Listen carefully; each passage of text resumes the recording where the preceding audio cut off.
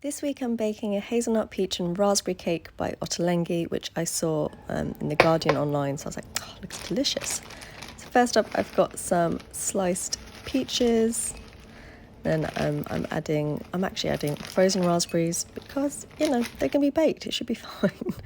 Then adding some caster sugar to that and giving it a mix together. It's just so beautiful looking, isn't it? So summery, kind of fruit and cakes. I made half the amount of this recipe, so just so you know. And then it's some hazelnuts, and they're going to get blitzed in the food processor until they're kind of roughly ground. And then it's some unsalted butter at kind of room temp, and some caster sugar. And that's going to get beaten together. I've just popped it in the mixer to kind of go all nice and fluffy. And then an egg. And I'm adding a little dash of milk. So as I made a smaller amount, it needed like a fifth of an egg or something as well. And I was like, I'm not doing that. So I just added a little bit of milk just to kind of make sure the liquid content was about right. So that's the butter and sugar is all kind of pale and fluffy. And then I'm adding some of the egg mixture and kind of gradually doing it. So, you add a bit and mix and add a bit and mix. And then the ground hazelnuts and the plain flour and some baking powder and salt. And then mixing it together again.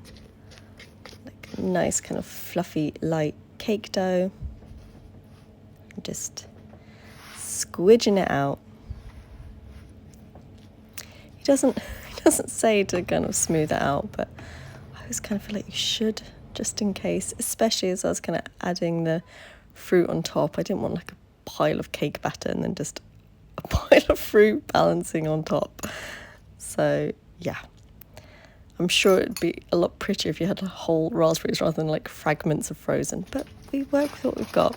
And then he says to bake for 70 to 80 minutes. I did 60 because I was doing a smaller amount, and he also says to add some foil after 30 minutes, so I did that. And then leave it to cool in the tin a bit. I'm just making sure it was definitely cooked, so there's no kind of batter on the skewer.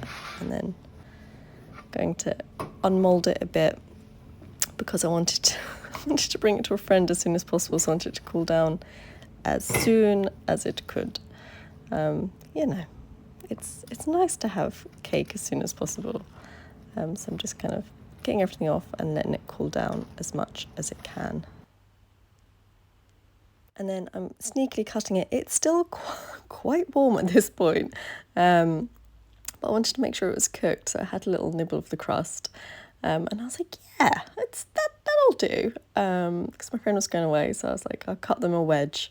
And yeah, it was still a little warm, but it's fine. So I have cut it too early because I wanted to drop a slice off to a friend, and it feels too soft, and it kind of looks underdone in the middle. But the skewer came out clean. It has sunk. But it's meant to have this pile of raspberries in the middle, so I'm not too sure, but this is the outside. So I'm going to have a little bite of this.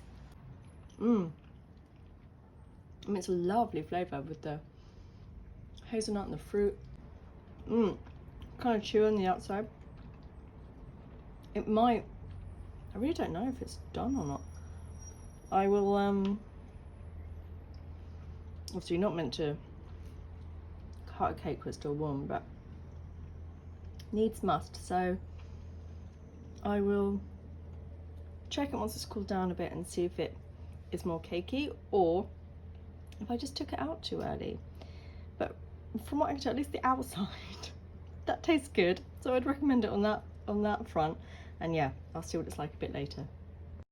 So when I tried it later, it was really good. I think it was absolutely fine. I just cut it a little bit early, and yeah, it was delicious, kind of fruity and toasty and kind of comforting. And we polished off the whole lot in about 7 minutes. I think it was delicious. So yeah, I'd definitely recommend and I want to make it again so it has a chance to properly cool down. But anyway, hope you enjoyed, and I'll see you next time.